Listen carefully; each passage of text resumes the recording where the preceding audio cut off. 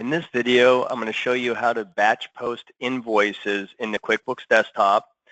And while we batch post these, we're going to tell the system to combine the invoices and go ahead and combine the items. So if we have two of the same items in both invoices, the system will combine that quantity for you and just give you one item listed with the correct quantity. It's what a majority of people want to do when they're combining these invoices. The first thing you want to notice is that if we go to the open invoice list, we actually have 3 invoices here waiting. 2 of them are for one customer. We have Pueblo Viejo. That invoice is from 4/3, and then we have another one for that customer from 4/6. So we're going to tell the system to combine those 2 invoices when they go to QuickBooks. It'll also batch post this invoice at the same time because this is going to fall right in between on my date range.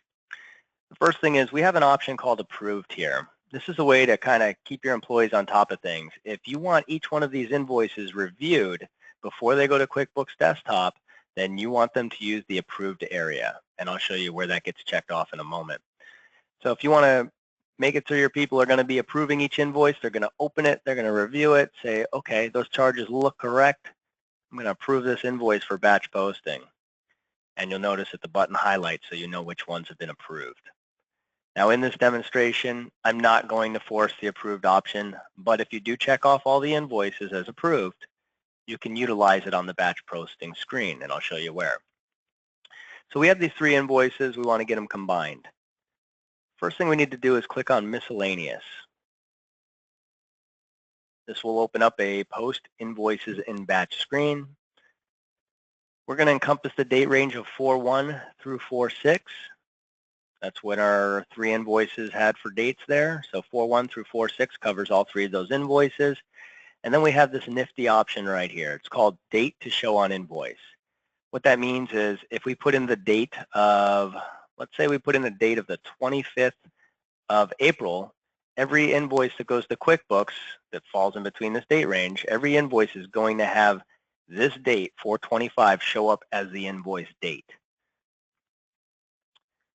Now this option here I'm going to show you too. We're going to be combining all customer invoices onto one. So the system's going to look at that Pueblo Viejo, and it's going to take those 2 invoices, take all the items, put them together, and if we have 2 items with the same name, we're going to get the quantity to go up. We're just going to get one line item with that name along with the quantity total from both invoices. And again, you could have more than 2 invoices. You may have 4, 10, 20 invoices for the same customer. This works the exact same way. So we're going to combine it, and if we had approved our invoices, we could tell the system only post invoices that have been marked as approved. The system will ignore the ones that are not marked as approved and will batch post everything else. But we're not using that option today. Just know that that's how you use it. You just go in the invoices, mark them as approved, and if you check this off, the only ones that are going to QuickBooks are the ones that are marked as approved. The last option is the one that most of you are going to use when you're using this, Sum Quantities for Like Items. And it basically tells you right here what it's doing. It's combining the quantities of like line items for the date range specified. I want to do that because I don't want an invoice that has the same line item showing up 5 times in the invoice. I think it's kind of silly. Some customers may want to see that. Absolutely, depending on your industry, you may not want to combine these. But a majority of the time, I find that people do want to combine these for these industries.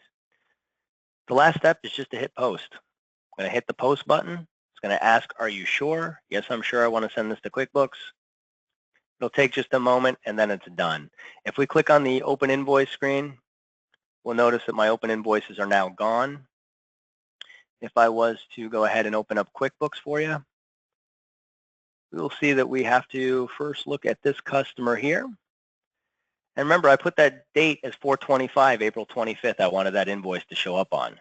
You can see that date right there is set. That is the invoice date. Right here, item 11, I had multiple items named item 1 with a quantity of 11. I had this item in both invoices, so it added them up, combined them. That's exactly what we want. The other customer was Alfonso's Pizza, and you'll see we also got the same date, 4/25, as the date of the invoice, and it sent that one invoice over by itself.